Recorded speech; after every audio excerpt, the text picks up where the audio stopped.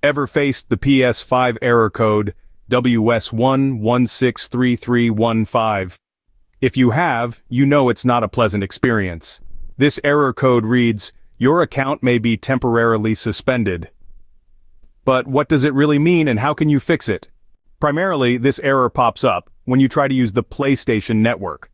According to official information from the PlayStation support website, it signifies that your account is temporarily banned due to some violation of PlayStation terms. However, it's important to note that despite the official support page suggesting it's a temporary ban, our research indicates that the majority of the time, it's a permanent ban. Unfortunately, in these cases, there's no way to recover your account. But don't despair yet.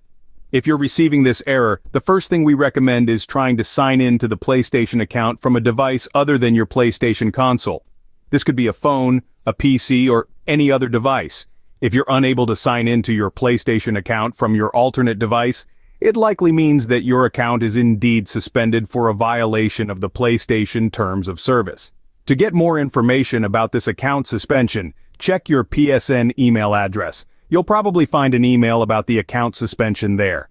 For more in-depth understanding about the PlayStation account suspension policy, visit the official PlayStation website. Finally, if you're still in the dark, reach out to PlayStation support. They can check your account and give more clear answers about your account suspension.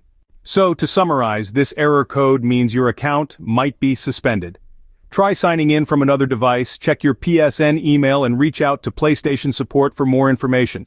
If you like this information, don't forget to subscribe. It will be a great support. And for more tech updates, visit queries.com.